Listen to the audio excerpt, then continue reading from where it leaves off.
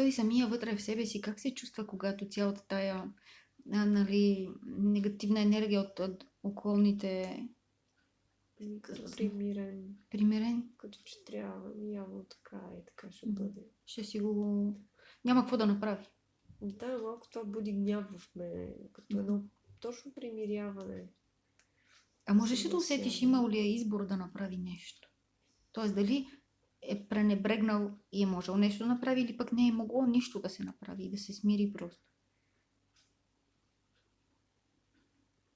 Ами сякаш не е могло друго да бъде. А тотално ли не са общували с него или е било някакво лицемерно такова? Като да е бил отхвърлен, забравен малко такова. Забравен, казваш. Но той нали живее в същия град, като другите хора. И там, населеното място. Ами не знам дали е в същия град. Просто вече сам. Ами тия хора, те не го познават, които са около него. Тоест той се чувства забравен от едни други хора, които някога са го познавали, така ли? Да. Но тези, защо той не говори с тях? Той сякаш би могъл нови контакти да направи. Това ми хрумна и на мен. Знаеш ли, че може би и той също да не би и той да е имал някаква известност. Или поне известност покрай жена си. Но ние, това е проблема, че ние ако искаме, може никога да не сме сами. Ще си говорим с продавачката, с човека на бензиностанцията, с този сон. Ще завържем едни готини приятелства. Като минем оттам да ползваме нещо, приятелството, ето ти го. Ще споделим нещо, другия ще сподели. Да, нямаш никой вкъщи. Той няма никой вкъщи. Но дали е бил общителен с поне тези хора, с които самото му ежедневие го е спусна? Не, като безличен, като се едно го няма, като невидим. Обаче това е избора вече. А дали се е чувствал добре така или не? Тая кръчма да хапне една супа, просто за да почувства нечие присъствие около себе си. Обаче можеш ли да усетиш той има нужда от това присъствие, но няма ли нужда да говори с тях? Да седне на бара, да поговори с барман, или има предвид дали само малко е искал, да не е като травмиран и да е стоял нарочно, като невидим за околните. Като да се крие, все едно човек когато се крие. Като че не е имал нужда наистина. Може дори да не се чувства зле. Да, защото е много особено. Може да го устройва. Защото, вероятно, това е неговия избор. Не знаем какво е преживял. Да има тежество, като да може да живее с това. А може ли като учелничество такова? Ма прилича като на избрано. По собствен избор. Дори да не е чак толкова избрано, нали окей, приемам, става. Малко така. А характера му можеш ли да усетиш какъв човек е това? Като тежък характер би се струва, че е бил. По-труден такъв. Може би избухлив. Може. Да не би пък заради това повече да страни от хората, заради това, че как да кажа, че не се спогажда много и предпочита да не създава ситуации. Не съм сигурна дали не попива и малко така да става един такъв по-избухлив, като пие. Егат сценариите, брат. Добре, ама да питаме сега водача да ни покаже там до края на живота си ли на онзи човек продължава по същия начин. Примерно дали е имал в някакъв момент контакт с бившото семейство или дали се запазва картинката до последния му ден.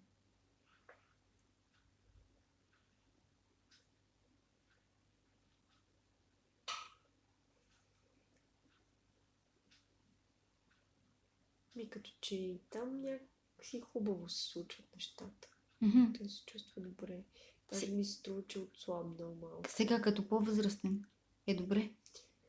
Да, като... Да, пак някаква шапка има на главата, която се едно сваля като поздрав, едно такова. Интересно. Можеш ли да усетиш обаче той още ли живее така малко като невидим и отделен от хората? Или по друг начин живее? Някакъв подем много е странно. И външни му вид е по-добре и всичко.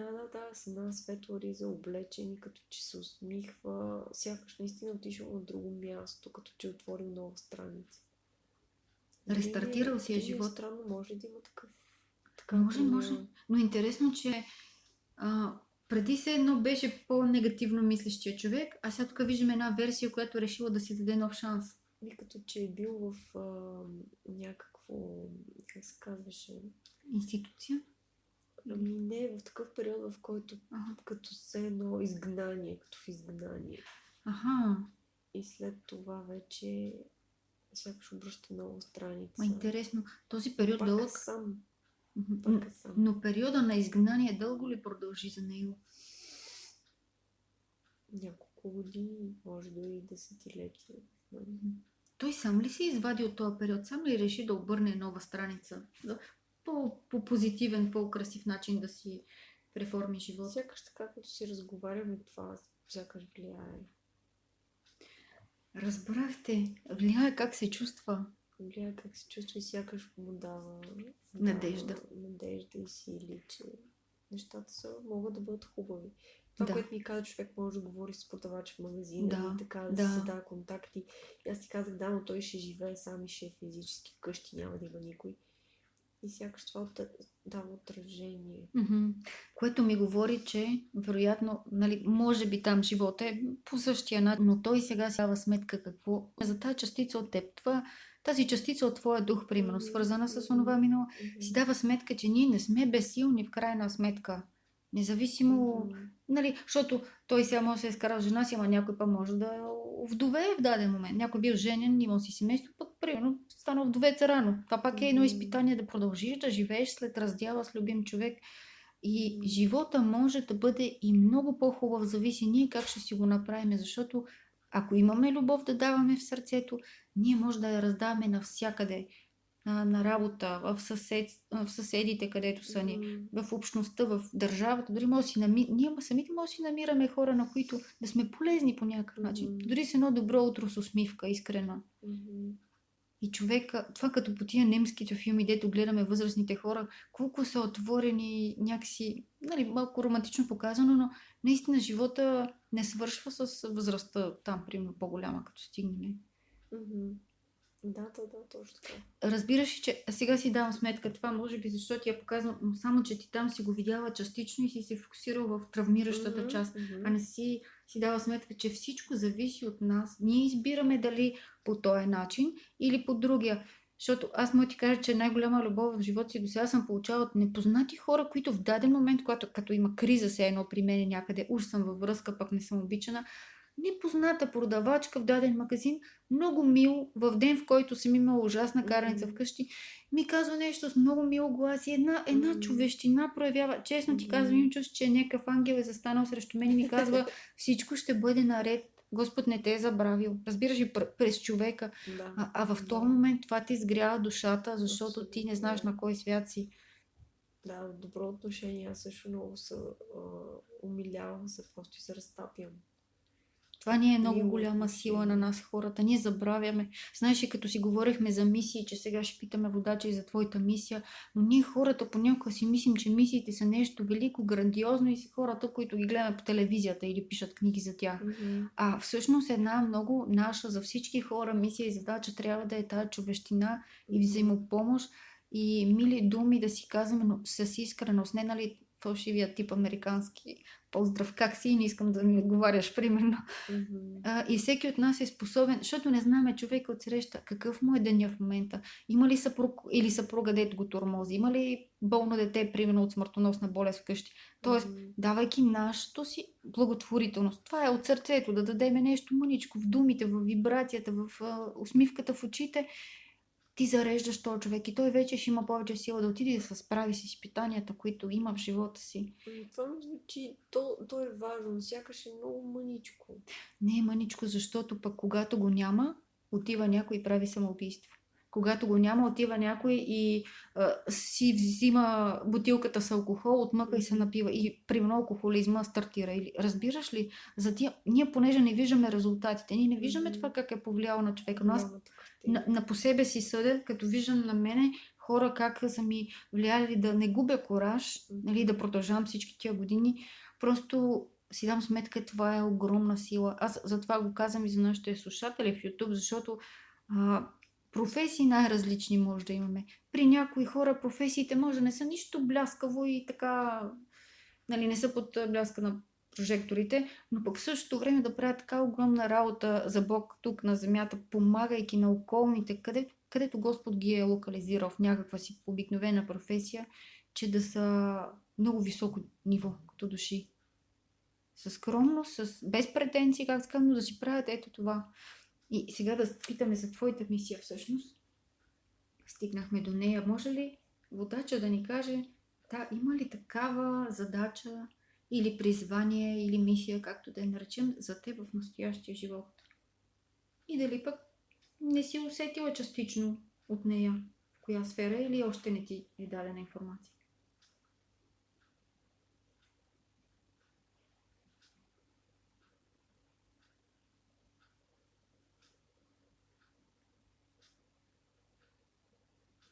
Нищо не усеща.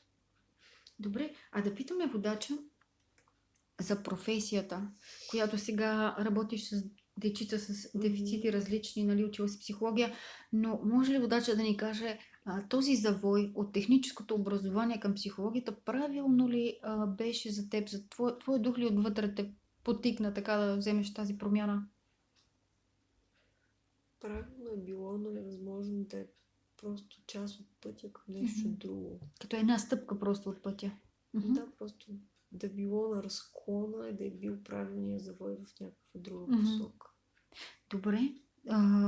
Много е логично, също както казваш, защото ти винаги може и да надграждаш на това, може някакви други неща да дойдат, но може ли водача да ни каже за настоящия момент от живота ти, е сега в този период, в който си, тази професия, има ли още какво да се добави към нея? Сега тук визирам работата ти с деца, с дечицата с аутизъм, нали? Има ли тук нещо, което трябва допълнително като посока или добавяне? Ами сякаш ще има много промени още, да. Много промени, сякаш добре. ще се променят нещата постоянно. Една динамика, значи, ще има. Да. Не Добре. знам какво значи това, но сякаш ще има. Различни неща, различни посоки. А по принцип, ти не знам, нали, дали ти такъв човек си, но обичаш ли новите неща? До сега как е било в живота ти? Така нещо ново, като идват нови идеи, запалваш ли се по тях? Ами много е странно. По принцип има малко съпротивление към новите неща, но пък от друга страна обичам да съм от хората, които да опитват. Да опитват неща. Тоест автоматично идва си съпротивлението, но пък и примерно за някакви нови неща в работата, в един момент може би ще те спечели това нещо, да го тестваш за най-различни неща, ако ти дойде до главата. Ами има някакво противоречие като цяло, не знам точно как да го илюстрирам, но има съпротива към някакви нови неща, но в същото време и любопитство към това да съм новатор, като все едно да експериментирам. От пионерите, дето ще отъпкват пътя, а не от тези, които са. По-скоро някак аз просто за да го тествам. Като една нова кола, да се качи да я карам. Разбирам те, да. Добре, но това пък е хубаво. Въпреки противоречията, това е хубаво, защото може би това ще ти помогне да усвоиш.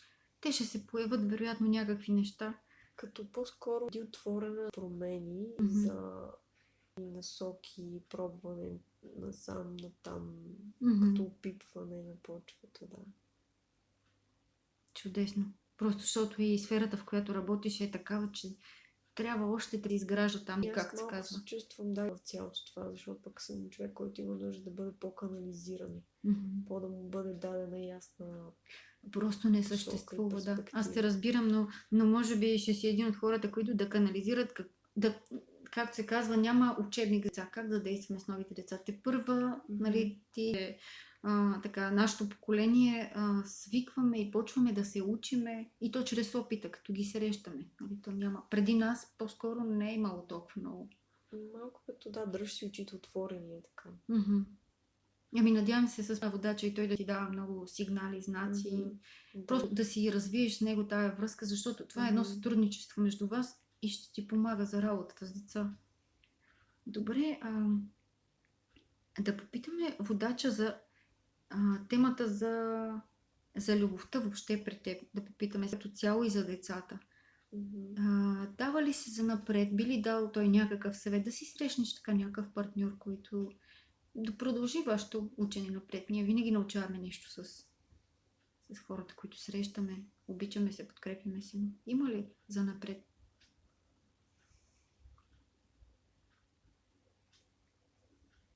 Казвам, че сякаш да има нещо много така неясно.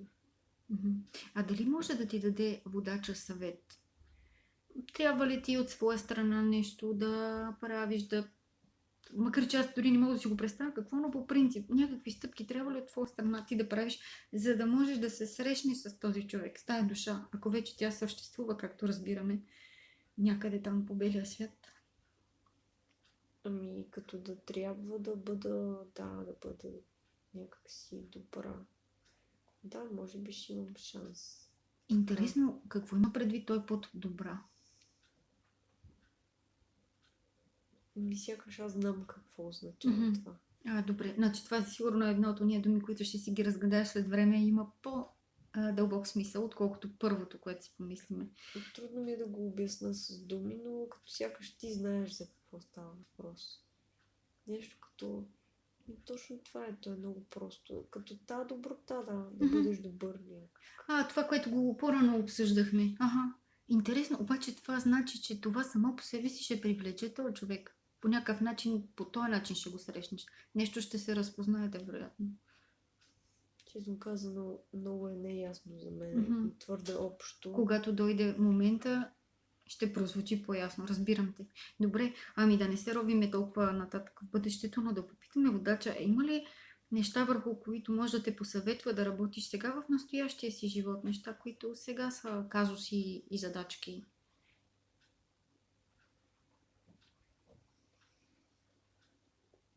Това е тази доброта, която сякаш трябва да я придобие или да я развие, или... Има ли, понеже пак звучи като общо, но има ли нещо като съвет, което водача би могъл да ти даде, за да с пример така да ти поясни, примерно? Тоест, има ли нещо в живота до сега, което както си караш до сега, трябва да го промениш, да речем, според него, за да си активира това с добротата? За да можеш да видиш къде пък бъркаш ли някъде. Тоест, да ти даде пример малко.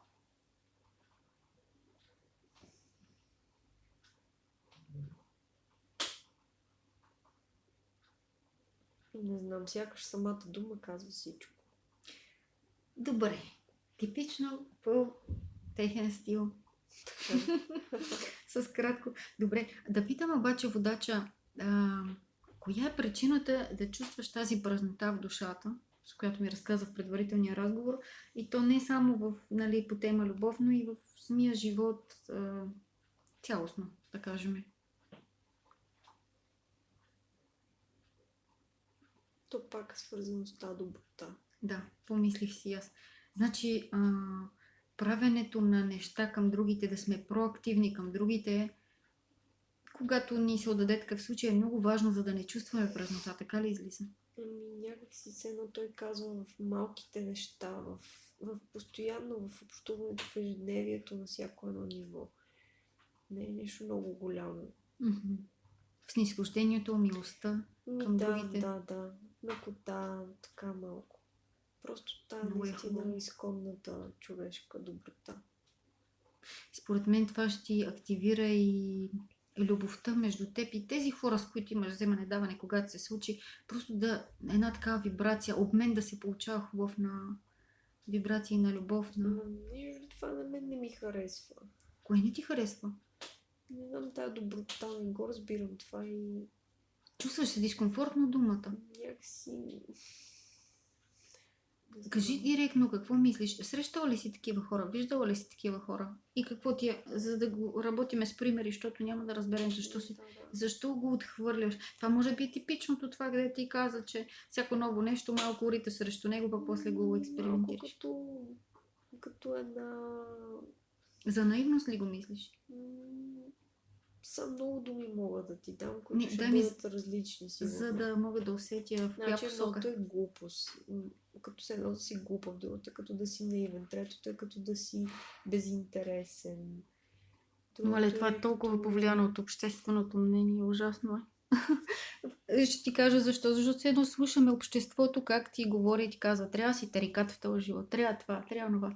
А това, че ние живеем един мимолетен живот, който свършва и така с штракване на пръст. Как се казва, даже нямаме гаранция, че ще стигнем до 70 години, 80, понеже имаме си COVID вече, така че той може да си погрижи по-рано за нещата.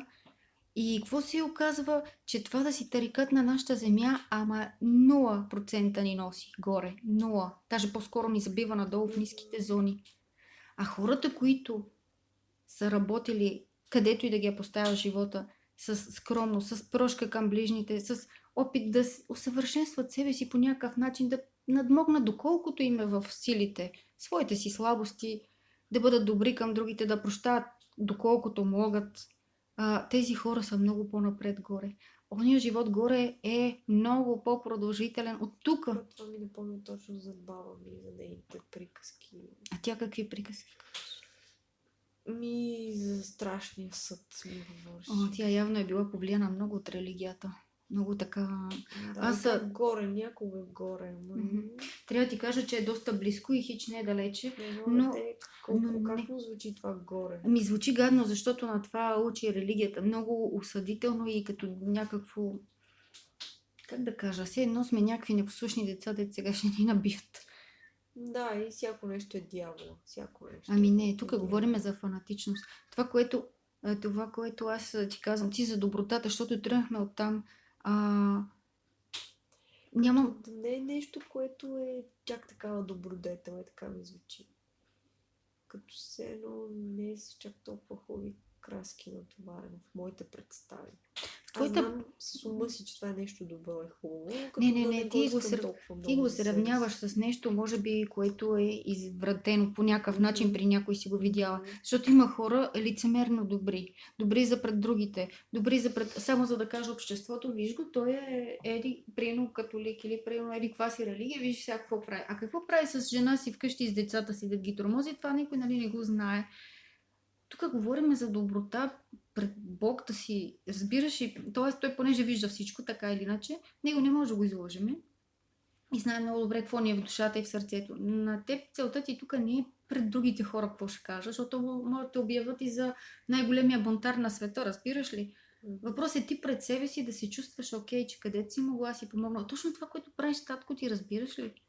Не знам защо имаш съпротива срещу тази дума. Може би си виждала или в предишни животи извратен вид на... Или някой да претендира за доброта, пък ние да виждаме, че няма нищо общо с това. Затова не трябва да се гледат думите, а делата на хората. Делата.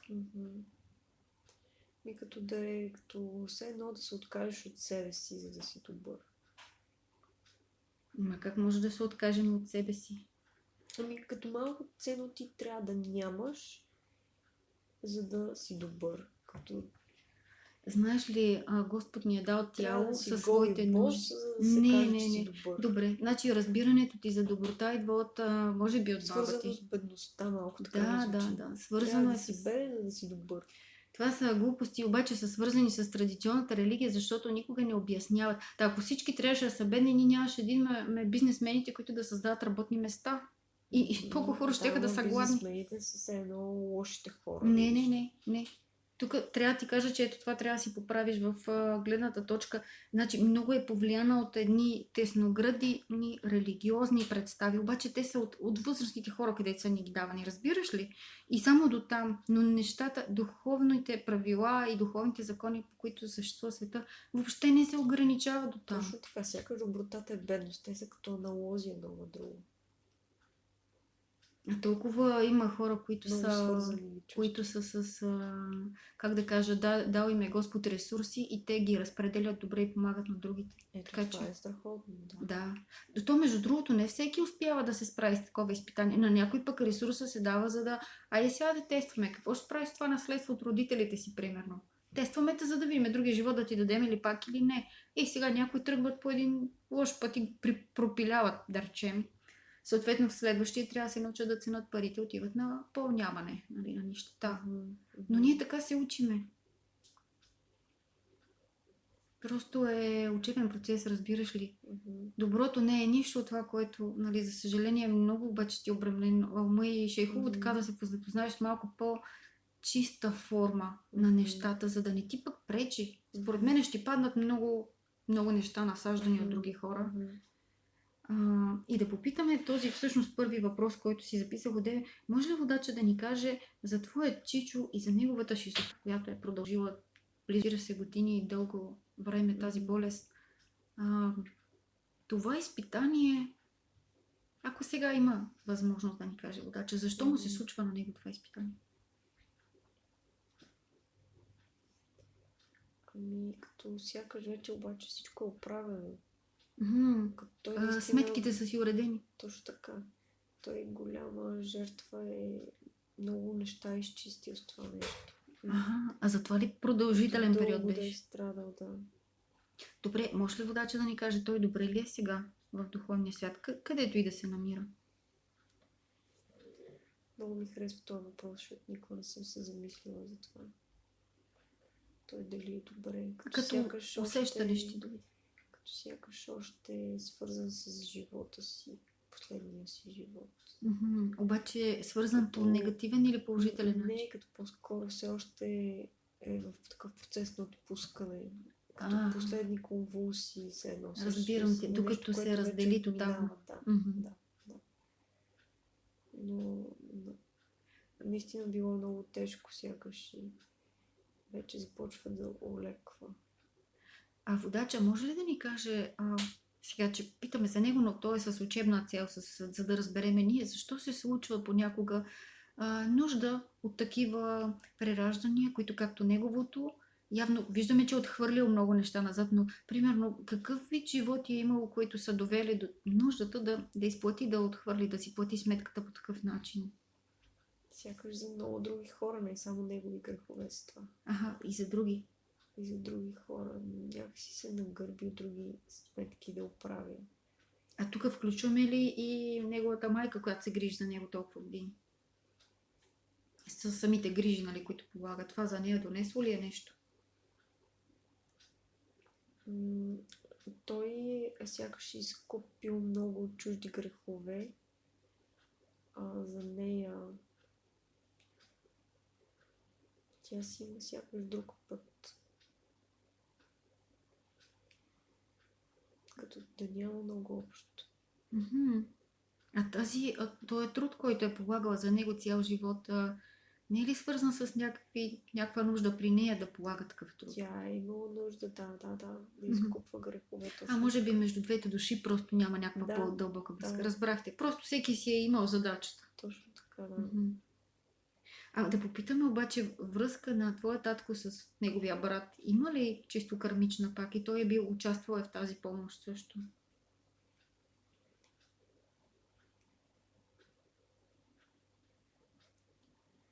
И пак ми се струва, че са отделни. Както с майката. Да, защото той сякаш сега вече и на него започва да му олеква. Добре, да попитаме водача за този страх, който се поражда от много време, нали, преди в тебе, да не се пренесе. В началото е бил страха да не се пренесе в тебе, чисто генетично да няма някаква връзка с такъв вид психично заболяване, някой ден да се отключи, а след това пък да не е в детенце да се пренесе. Може ли водача да ни обясни защо този страх идва при тебе? Защото първото ти изпитание е в самия страх, който те тормози толкова време. Нали? Едното е паднало, но другото продължава. Това за детенце. И пак като да няма нищо общо. Пак като да е отделен път някак. А пък и той наистина много грехове е изплатил. Тоест от това си зависи някой да дойде с такова тяло. Нещо, то ще започне наново да се събира. Добре, обаче може ли водача да ти даде, как да кажа, някакъв съвет или просто за да си напълно спокойна и за теб самата и за бъдеще семейство, нали, твое, когато си създадеш, някакъв съвет да не се активира отново в тебе този страх? Защото ние, когато вярваме на докторите, те по генетика обясняват всичко, макар че не винаги е така. Просто бъди добър, пак тази доброта. Ами аз от гледна точка на спиритизма знам защо го казвам. Защото има една такава формула или правило. Когато правим добри дела, ние все едно бъркваме и поправяме назад минало, където нещо сме сгафили. Обаче самите ни добри дела са като една инвестиция, като един адвокат наш пред вечността за и онези стари неща. Разменна валута. Да, точно така. Един вид, дори да трябва нещо да го минеш, ти или не го минаваш, или го минаваш много по-леко, точно защото си правил добри дела и си давал любов. Сякаш казва, всичко е окей, но ти не бъди твърде спокоен. Ти знай, че трябва да си добър, не е дадено даром. Така. Ами така е, трябва да блага кърма да си създаваме. Как се казва, че някой ден ще ни помогне. Винаги, когато имаме нужда, то се връща доброто. Енергията се връща при нас. Да. Или пък може би това са някакви такива като затихващи вълни, дето ти казвам все още от това, като някаква буря се едно е било. За чичото или изпитанието ли имаш предвид? Да, което увлича всички вас наоколо, да. Да. И просто все още в затихването и като да не е отминало и заради това. Добре, може ли водача само да даде един сега съвет, вече сме към края, но за тази 9-годишната ти връзка, която още поддържате отношения, какъв съвет би ти дал?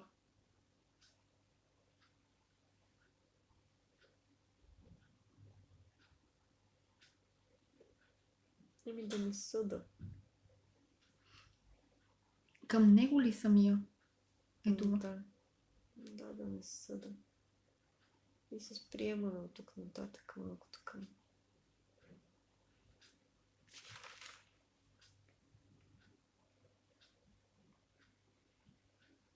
И пак доброта.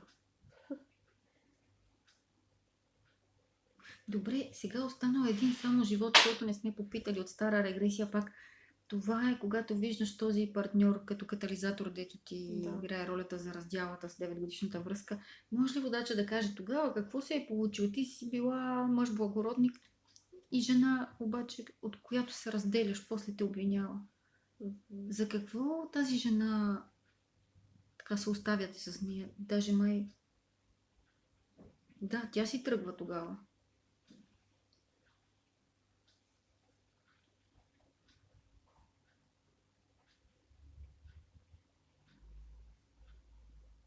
Тоест, нашия герой тогава с какво се е сблъсквал в живота? Какво му е било изпитанието, де-факто?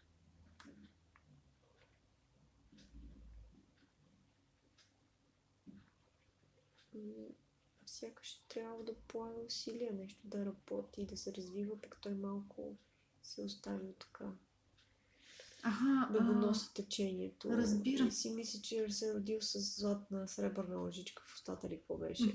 А той иначе бил от благородническо потекло, но все пак трябва да прави усилия. Но накрая нещо май загубил всичко и просто оставя се, мисля си, че то цял живот ще е така. И обаче това виждаш ли какъв пример е? Одеве, помниш какво ти казах за финанси, когато на даден човек му се даде богатство, пък той не знае как да го управлява и го губи. Да, като да е имал една добра основа, но нищо не е направил с това и по-скоро е изгубил всичко. Но жената за това ли го обвиняваше, фактически? Жената малко я усещам като да не е била много така. Била е малко търсила и тя... Материална сигурност. Да, и сигурност и така и малко престиж, като такива подбуди да има. Титлата му, името му, нали, ако е в обществото по-високо. Разбирам. Ами, опитност наистина интересна, която обаче е различна от много други животи. Ти одеве чувстваш едно страдание дори от факта, че много така вече информация имаш за животи, които са били свързани с бедност по някакъв начин. Да. Може ли водача да ни каже обаче, ето, тук виждаме един, който е имал благороднически произход и други, които са били в нищета, както индийския, както тук, който гледахме. Водача може ли да ни каже бедността в миналото по някакъв начин преминал ли е като травма сега при теб, за да се чувстваш някакси, хем да имаш нормален начин на живот, но да се чувстваш все едно няма или са ти недостъпни дадени ресурси. Има ли стара такава травма? Като да не е отминало, да. А може ли водача да ни покаже обаче какво се е случило? Защото вероятно една частичка там от тебе си страда още за нещо. Да видим за какво страда. Какъв живот е било. Какво точно трябва да... Ами да го помолиме водача да ни покаже минал живот, свързан по тема бедност, който най-много оказва влияние върху теб сега.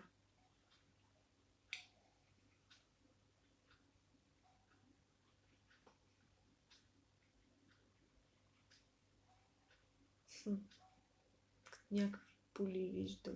Женски поли. Женски поли. Ти ги виждаш отблизо ли, да не си много близо застанала до... Или това са твоите поли? Сякаш са моите, но пак черно нещо и ми се върти нещо свързано с религия.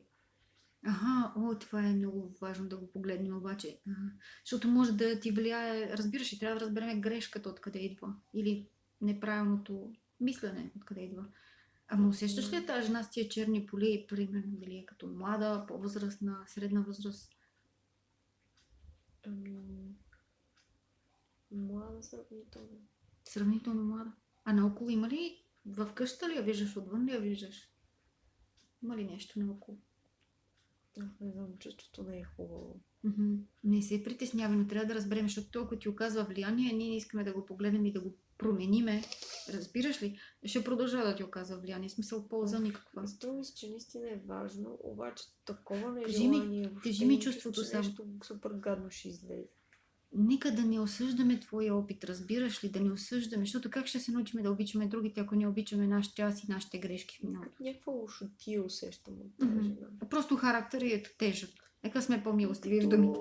Да, разбирам те. Не бе лошотия, си е думата. Носи си в себе си. Добре, а може тя е млада в момента. Сравнително. В външна среда ли я виждаш обстановка или е вътре в някаква къща? Вътре. Вътре. Това нейният дом ли е? Там като не е дом, но тя е там като да живее в момента, но не е дом. Или може би не го чувства като дом. А имаш ли представа или чувство? Живеят ли други хора на това място също? Има други хора, да. Но са такива възрастни, не са деца, примерно, само или нещо? На нейната възраст и малко по-големи, и малко по-малки. Разнообразни. Можеш ли да усетиш, ще видя черните поли, но по тях личи ли си това скромна дреха ли е? Скромна или хубав плат? Скромна. Мисля, че трудно ми е да кажа, честно казвам. Гладко е. Не мога да преценя като стойност какво е, но е гладка материя.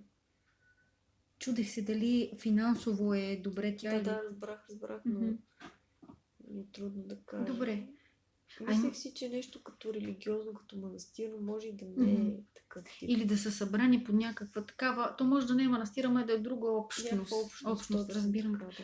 Имаш ли усещане обаче на нея, приятно ли е там или не?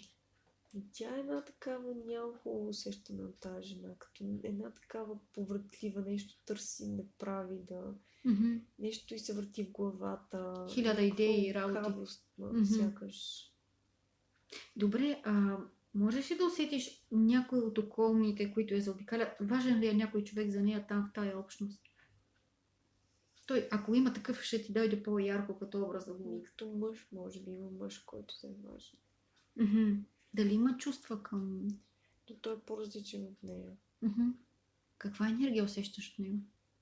Той е добър, като доброта, като отвореност към нея, желание да й помогне. А тя е една такава, като все едно нещо търси да го използва. Разбирам. Нещо да извлече от него за своя полза, за да постигне нещо друго.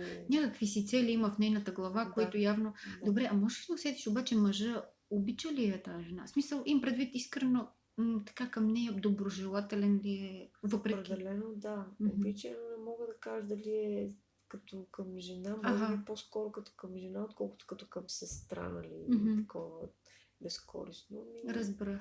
Може наистина да има чувства към нея. А можеш ли да усетиш той самия нейния характер и тя си се познава или... Да, видяла. Обаче си я харесва въпреки това. Да, обича я.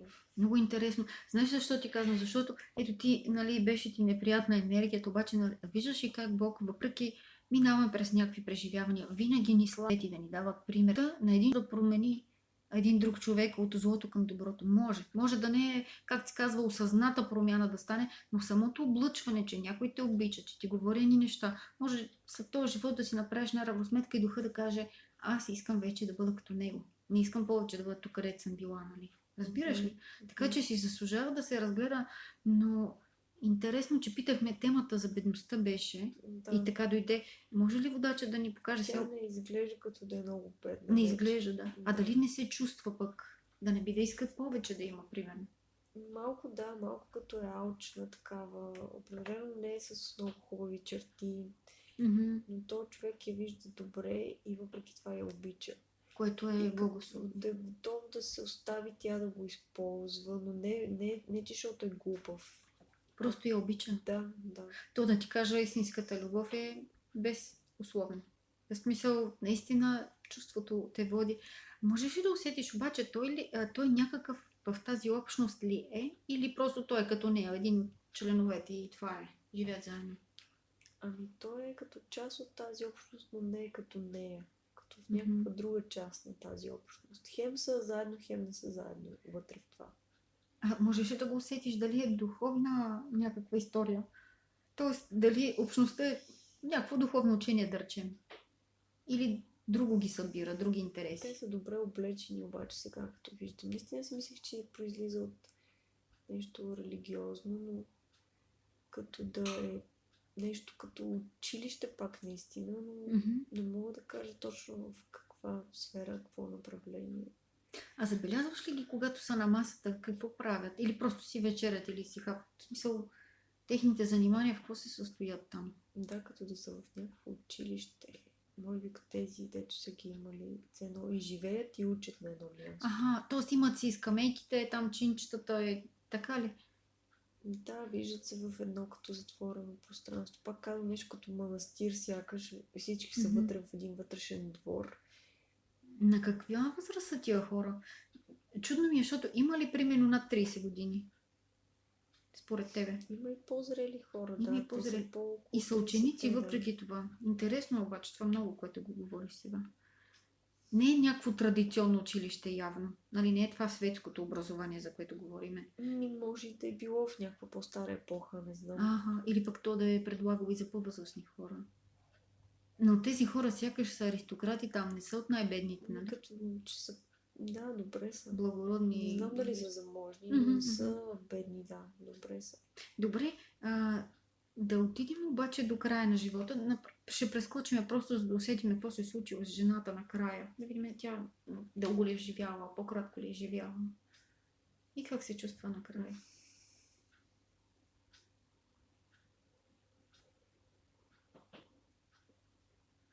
Мисля, че няма голяма промяна. Има ли някой край нея? В смисъл, тя възрастна ли е в момента? Сравнително възрастна, да. Дали е сключила брак по някое време на живота си или имало ли е човек до нея? Нещо не е доволна. От какво не е доволна? Усещаш ли?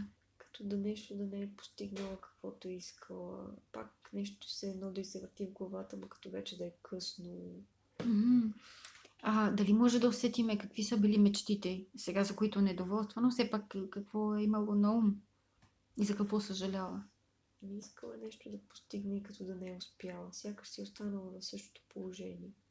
Като казваш да постигне в социалната стълбица ли да се изкачи? Такъв вид постижение ли?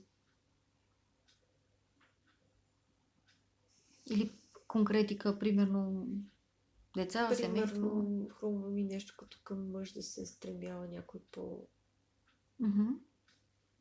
Сякаш ни същи сюжети се завъртат, това си мисля. Като някой по-висше стоящ такъв. С позиция. С позиция, да, искала да хване, нещо да постигне повече по по-лесен начин. Така. От това, между другото, е проблем на много... То не е само в миналото и сега е така на много от нас, хората на земята. Да търсиме лесния, бързия начин, чрез брак с някой, примерно. Обаче излиза, че не й се е получавало. Да. А тя полагала усилия. Сигурно. Предполагаме. Добре, а да я питам, онзи нейн приятел, който я обичаше, продължи ли да бъде част от живота, защото ние прескочихме много време? Той като сякаш доста време да е останал до нея, да. А после какво се случи с него? Пътищата им са се разделили. Тя още го помни, като човек, който я е обичал и е помагал. Някакси това не изтопля сърцето. Сега се разработило сякаш това живота. Сякаш е водена да от други неща. Да я питаме само, действително, тя не е била влюбена самата тя в някого в този живот или е била за някой самата? Не е преследвала е цели само. Искала нещо да намери удовлетворение, но като да не го е намерила. Добре, да прескочим обаче момента на смъртта там при нея. Искам да усетиме като душа как се чувства след този живот. След прераждането, да, като приключил. Самия дух как се чувства нейния. Като погледне назад. Като все едно, че не е бил центриран, че не е бил баш така не е трябвало да бъде. Като да не е смислено това било. А сега дава ли си? Загубен живот. Като пропиляно време го усеща, така ли? Да, малко като... как може така, то това въобще не е отговора. Такова, но... Тя се възмущава самата тя от това, което се е отклонила към него, така ли? Малко да, като едни такива опити в една напразна посока. А спомня ли си тя, когато си идваше в това прераждане, когато имаше план за него, какви задачки си беше поставила и това изкушение да търси богатството, беше ли предвидено там, че ще го има като изпитание за нея? Тоест тя реално за какво беше дошла? Ако духа и се беше справил по най-добрия начин, коя беше нейната посока?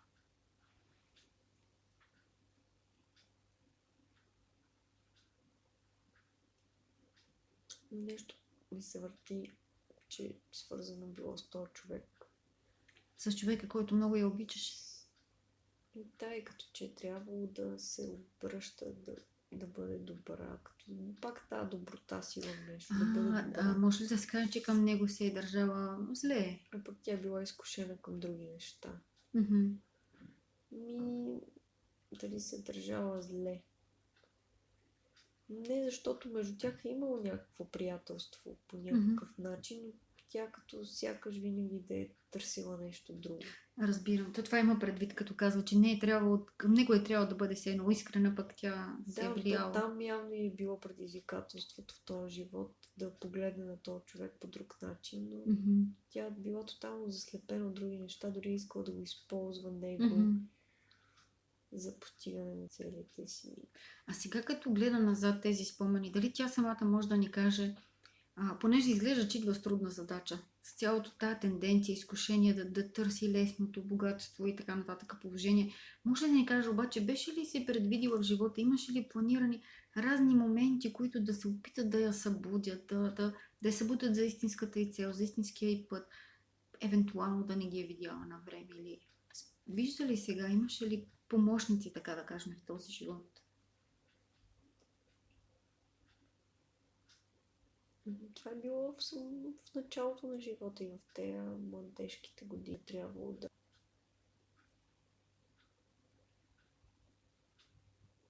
обърне към любовта погледа си. В младежките години е трябвало да обърне. Да. Сякаш много малко неща и се върти около тях. Няма много неща, които... Като някаква фикция се е получила. Учиш две теми, примерно, виждаш, като конска пати оставаш и ти реално не виждаш едни благослови около теб други. Добре. Обаче, дали усещаш ли я, дали е взела поука или още ли се страхува? Все още. Постигнато, искам нещо, искам. А дали си дава сметка защо го иска? Защото смята, че го заслужава и че трябва да го има и че е достойно за него. Тук говорим за добър ранг в социалната стълбица. Нали? И един примерно съпруг, който да й даде, или по някакъв начин да го постигне, може и не чрез съпруг, но едно добро име пред обществото с едно съответстващо богатството на това нещо. Това ли е, което смята, че заслужава? А, Което, нали, не успява да постигне. може би да. Може би да. Питам се дали не е това, което казваш, да, но питам се дали не е и това какво хората ще кажат. Дали го има това. Интересно. Колебая се. Дали не е и за очите на някой това да го е искала? Да блесне заради някой друг? Дали е заради друг или заради вътрешното си усещане, че аз трябва да надграда нещо повече от това, което имам. Може да е вярвала, че така ще бъда щастлива. Нали?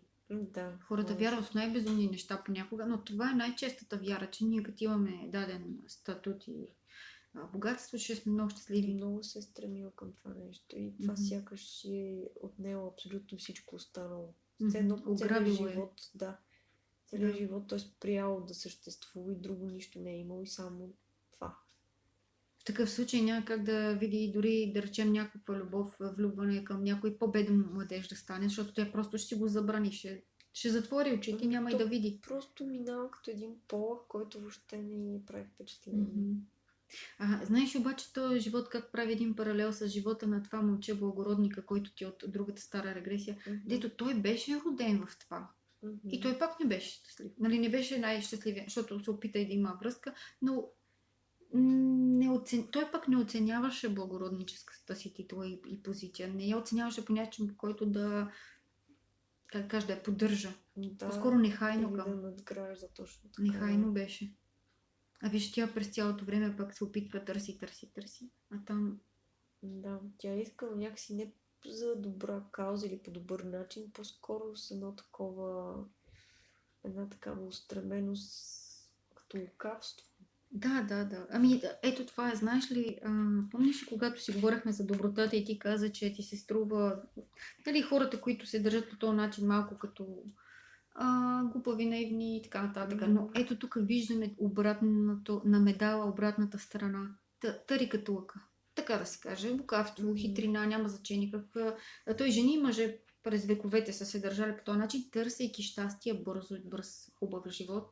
И накрая са пропадали като души. Имам предвид, че са си докарвали едно нещастие, да се чувстват провалени и после да трябва да поправят тези животи, които са посяли там едни лоши дела.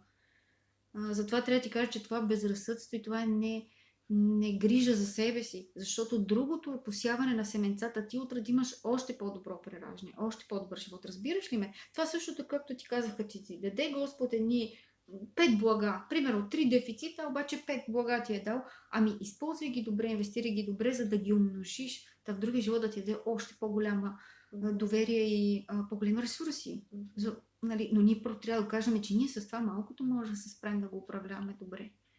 И това е пътя, просто няма бърз път, има работа. Здрава, яка работа и малко с повече усмивка и с повече кураж и да си намериме съмишленици луди като нас, за да не ни е скучно. Но пък надявам се, че сега, виждайки всички тия неща, защото ние видяхме голямо богатство с теб, май доста животи. Аз им загубих бройката. Всъщност обсъдихме стари също животи. Да. Искаш ли сега накрая да питаш нещо водача, което сега ти идва?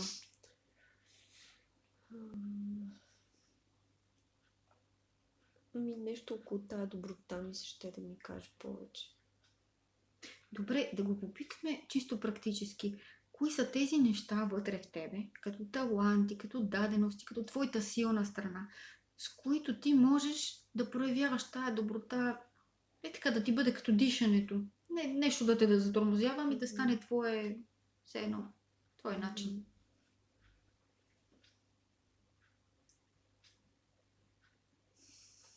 Нещо много просто ми идва. Какво ти дойде? Да разговарям с хората. Аз го правя това. Добре, значи ти не си далеч от това да разговаряш. А може ли водача само да каже сила в думите ти за другите има ли? Тоест, когато те слушат, това оказва ли им влияние? Да, но казвам, внимавай какво казваш. Тук е прав. Значи ти имаш силата. Значи посланието понякога явно може да бъде и по-тежко. Нали, в смисъл Но според мен е сама за себе си, като си изясниш за добротата и за много други неща, на теб и приказката ще ти се промени.